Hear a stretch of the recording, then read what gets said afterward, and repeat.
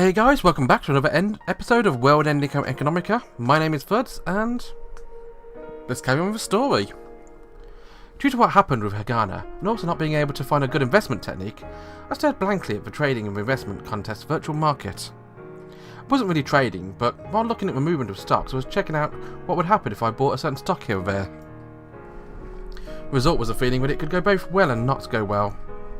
However, I kind of knew the cause of all of this. It was definitely Hagana. However, it wasn't about whether Hagana hated me or misunderstood me. What Hagana said started to stab at me a bit by bit. We're doing all the things we can to survive. We're different from someone like you who was born on the moon. The people from the town I lived in came from troubled parts to the earth. For someone like me, born on the moon, I'd yet to know how terrible the moon could be. However, the people who came from Earth knew enough about its ills, and also those of the moon. Having those words thrust at me like that, there was nothing I could say in response. Nothing in response to being called a spoiled brat with his head in the clouds. Well, it was true I left home because of a dream that even I thought was ridiculous. Furthermore, trading had recently gone not too well, and I felt like it was a standstill. However, that didn't mean I was trying my best at life. Realising I was making such excuses, I noticed that apparently I felt morally inferior to Earth folks. Even more so than I had imagined. There were folks with dirt on their feet who worked hard to get to the moon. They abandoned their hometowns and came to a new frontier. Otherwise, they would have been dragged along by the unreasonable systems in place in the world. When it came to understanding the harshness of reality, I hadn't really had the same experience Hagana had. I wasn't an adult like Lisa either. Even though I managed to earn 70,000 moles, then it wasn't like any hard-working person couldn't save up that. It certainly wasn't enough to live on for the rest of one's life. Rather, if my trading hadn't gone well, I could have been a classic moon-bred loser with no education, no money, and no idea of the hardships of Earth. I suddenly lost confidence in what I'd been doing when Hagana told me those things straight to my face. Perhaps something was wrong with me, since I'd pondered this simplistic plan of collaborating with a math whiz, Hagana, just before things hadn't been going well. If good things happened just like that, then no one in the world would suffer. Still, my trading had originally gone pretty well. Perhaps I'd thought the world was a pretty easygoing place, and I was the only one who realised it. A pampered kid who knew nothing about the world. I then realised that, unbearable as it was, I had to live with that moniker. I couldn't focus on trading with stocks in an investment contest. It seemed like something was clouding my thoughts. I felt worry, hesitation, and anguish as I stretched out on the ground. Then my mind hit on one thing. That was when I was summoned to Lisa's room and the sensation I felt from her hug. Lisa was a kind and wise adult. What would happen if I sought advice from Lisa? Would she show me the right thing to say? I was honestly thinking about something pitiful. There's something pitiable of getting advice. It's an adult thing to do. I wondered where that brutish motivation had gone. The motivation I had right after I left home. Perhaps I was just naive about how society works.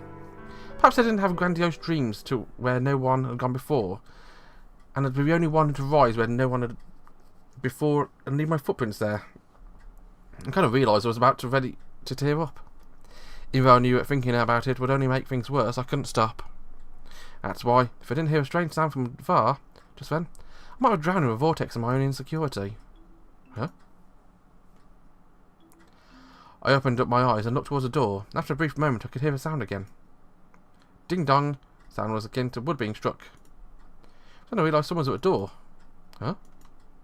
However, despite the fact, I decided to continue to lie down and sleep on the floor. The sound came a third time after a brief pause. Somehow or another, I had a sense it was sounding more and more impatient. Speaking of visitors, Chris came by last time. Seemed like she was delivering things for family business during lunch break. If it was Chris at the door, it'd be a shame for her to waste her time. At that moment, the intercom chimed. I stood up and headed out of the room, figuring out that Hagana was not going to come out. The intercom chimed 4 times, and then a 5th time. If it was Chris, it was possible she really needed to use the toilet. Thinking about that, I opened the door to a church after I rubbed my eyes, just in case. At that instant, I felt it was plain good luck that I didn't instinctively send my fist flying out. Is Lisa in? The sound of the intercom chimed for the 5th time, and all sounded resentful for a long wait as I came on a gloomy face at the door. It was Toyama, the moneylender. However, the intensity of that gloominess was lost, most likely due to his obvious fatigue. What do you want? It isn't today, right? Toyama didn't respond to my question, so I asked his once more. I got annoyed instantly, but I realised it was probably just a mere outburst of anger. She ain't in. She isn't in? She had something about going to university and took off. Help me out with a lecture then. Toyama understood me at once and nodded. It seemed he knew more about Lisa than I did. I see. But if she's helping with classes soon at university, and she should be returning soon, would I mind if you waited here for her? As he said that, he tried to slip past me and head into a church, but I grabbed his shoulder reflexively. The difference in strength was clear. I thought that Toyama would recoil from this, but he just turned and looked at me, spoke in a seemingly sad tone. It's important. Before I knew it, I'd let go of Toyama's shoulder. There was an unknown intensity, one a child might not have perceived. Maybe it was definitely there. Most appreciated. On top of that, he bowed his head lightly, said nothing else and just mumbled to myself. May I come in? After hearing circumstances, I can only let him through. But... Hagano's in an unbelievably mad mood. I said it with complete seriousness, to which Toyama smiled wearily. For a brief moment his shoulders swayed as he smiled slightly and coughed as he sighed. I'll be careful. However, kid, you know how things are supposed to work in this world, right? Perhaps he wanted to ask me to protect him if Hagana started calling him names again. I felt it was only fair. I'd be so happy if I found knowledge for that. Just like Lisa said. I hid in my embarrassment and turned away. You may come in. Pardon my intrusion. I let Toyama inside the church and closed the door. Toyama removed his hat, bowed his head a bit in front of a crucified, bearded man located straight across from the entrance. Was the matter so important he had to pray to God? I thought about it as I led Toyama in.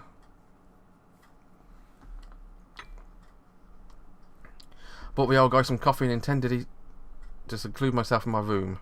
But I realised it was not the right thing to do, and so as a compromise, I brought my computer out to the living room. Toyama sat on the sofa by the coffee table while I sat at the dining table, which I still had a couple of sandwiches left of a plate. I tapped away at my computer.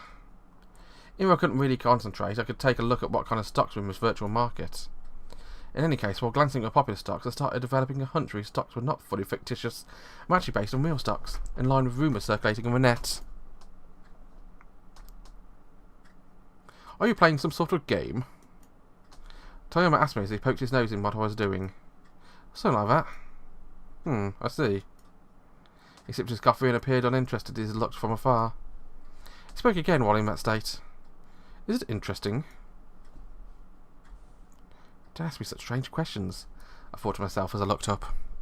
Well, I guess. I see. What? Oh, nothing. I just thought it was nice if it is interesting. I shrugged my shoulders and returned to a screen. Your days must be difficult. My words, he craned his neck towards me. However, instead of getting angry, he laughed hoarsely. It isn't bad. I guess it's because of his face. People often think that way because of it. He rubbed his chin as he answered, and did something rather unexpected in response. I looked right back at him, wondering if he really could joke around like that. You have a pretty good-looking face, though. You'll probably do you some good in the future. His words of praise were to a point. My chin was lowered as I looked at Toyama, who just laughed quietly. You might have thought I was joking, but I know a thing or two about this. Well, it's not like I say you were a pretty boy, but what I said was my first impression. When I gave up trying to figure out whether or not he was praising me or not, Toyama gave a low laugh. To put it simply, it's a matter of who is capable and who is incapable. It's one of the few things I learned through money lending. With that said, where do you stand? Me? I am, well, you can throw me with a lot of those who are not so capable. He rubbed his chin again as he spoke. But he wasn't fat, his skin was saggy and his eyes showed some fatigue. When he laughed, I could see some irregular teeth that made me think of a zombie out of a horror flick. Well, stubbornness is a selling point. Most of the time it wouldn't go well, but no matter where, one could find a place to get by. Well, I guess they're like mice. I see. I ended up laughing dryly at how apt his self-description had fit. On that point, Lisa's reliable even though she's young. That's something you're born with and not something you can train yourself to do. She's reliable. That's a good description of Lisa. Well, what about Hagana? He piqued my interest, so I tried asking him that. Toyama grimaced upon hearing Hagana's name, but thinking back to what happened before, he nodded in response and answered. As for that girl, I'm not too sure. Well, it is true I can see that she's clever, but that's about it. Hiding in a shell, ruin oneself. It's like a young bird who hasn't hatched from its egg. What does that mean? You don't get it, do you? After coming to a moon to lend out money occasionally, you run into people like that. In those cases, well, there are many here from Earth who have talent that can be bought. My face froze a bit, but Toyama just happened to reach out to his cup, wanting to sip some more coffee. I told myself he couldn't have seen my expression. Money lending is less about the exchange of money, and more about the exchange of trust. Understand? If they asked if I understand, it would be annoying to say that I didn't. But I didn't really understand, so I shook my head, annoyed. Promising. When you're dealing with someone like me, to be able to precisely answer what you don't understand when you don't is certainly an asset. Wasn't happy with him of all people praising me. That's what I wanted to say, but being complimented did feel nice at least. Anyhow, I've been in this line of work ever since I graduated from college back on Earth. For 20 years I've been determining whether or not to loan out money to people. What I learned is that the real financial standing of a lendee was one thing, but a real important matter was their character. Even if someone doesn't have any money, if he's a good person, he will, without a doubt, return it. On the other hand, if someone is a bad disposition, then no matter the amount of money, they will not pay it back at all. But there's another type of person who you shouldn't loan money to, and that would be people like that girl. Toyama once again sipped on his coffee. For someone loaning money in a less fortunate, run-down area like this, with some level of emphasis in his words, Toyama was strangely persuasive, as if he learned how to be from some unfortunate event in his own life. How do you see it? She is tenuous, I guess. Tenuous? Exactly. She's not completely removed from reality, but I get a feeling she isn't firmly planted in it. Up to a certain point, she's just like other people. She would grit her teeth like normal people, be happy like normal people, and get angry like normal people. But once that point is surpassed, there is only resignation. And because of that, she wouldn't even mind dying. Perhaps she doesn't really think she has any value. I don't think she really thinks herself as something precious. Toyama stopped talking when a distant look came into his eyes. Perhaps his eyes were reflecting on life that wasn't so straightforward. If one doesn't even believe in one's own importance, then there's no way one would value of money to others. Things that won't get paid back won't be paid back, and that is that. You don't think what others think. You don't pay heed to how you are. No matter what happens, everything is viewed as a cynical lens. Lending money to people like that is not possible, no matter how talented they are. You loaned out money to people before? Yes, I have. While on Earth I was a banker. In order to start a business, many people came to me. There were people like that, people more pathetic than myself, who would hid a ruinous mindset in their hearts. But they appeared to be excellent candidates. A large amount of money was loaned out at first, all went well. But at some point or other they stumbled, and I looked on wondering if they were fine with that. For myself, this is a business where I must have faith in the lendee to lend them the money. For a person I can trust and loan money to, if a simple failure makes them shrug their shoulders, throw everything away and then proceed to simply be tired of life and hang themselves, well, I would be equally disappointed. I didn't like this kind of talk. Toyama was doing that kind of talk and didn't seem to enjoy it either. That girl gives off this mentality. But she's still young, and it's fortunate that she crossed paths with someone like Lisa. Very lucky. If one's luck is good, then one can break out of the egg. Doing so, we are able to chirp and warble. To be able to raise one's voice like that is the only way to endure through life. In that regard, kid, you don't seem like one to be timid and thus perhaps nothing troubles you either. Toyama seemed to be laughing, mocking at me, which was enough to anger me, but no one thought me was a bad guy, at the very least. An unfortunate person, perhaps, but didn't seem to be bad. Besides, she still has something to protect, so that girl is indeed lucky. When I came here to collect the interest, she was really quite hostile, that girl. She ran away from home, right? I'd him that I couldn't hide my financial expression. Toyama looked at me calmly and shrugged his shoulders a bit. Lisa was the first person who stood up for me, I suppose. It was as if God, perhaps, or Buddha manifested themselves, I suppose. Hey, kid. What?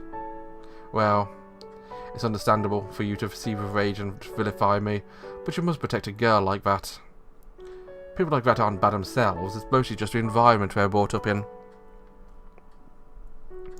She came from an ashen-coloured country where there were boundless crags and needle-sharp conifer tree forests. The winters are long, the summers short, and the sky would sometimes open up into blue so brilliant you'd believe it was God's work. I couldn't imagine Hagana leading a happy life. Besides, until we went into that clothing store, I felt Hagana was close to me. Even Hagana's strong-armed haggling was a result of her determination, according to Lisa. Nonetheless, I did not know about that, and I rejected Hagana's sincerity. Furthermore, I'd end up paying off interest for Lisa, so when Hagana tried in vain to protect. Though she might be grateful to go any further, would put Hagana in an awkward position. Even though she was angry at me, there was probably nothing she could do. Besides, she's a cute girl, isn't she? Well, even a foul mouth and cuteness wouldn't be a match for my daughter. I can tell if that last word was a joke or not. But those words made it worth me to hear them out, so I forced some laughter through my nose. It looks like I was talking a bit long there. Isn't anyone who would take the time to listen to me? Toyama laughed in embarrassment and drank his coffee. I thought his smile looked unreasonably cool. I was about to say there were certainly people who would not want to listen to him.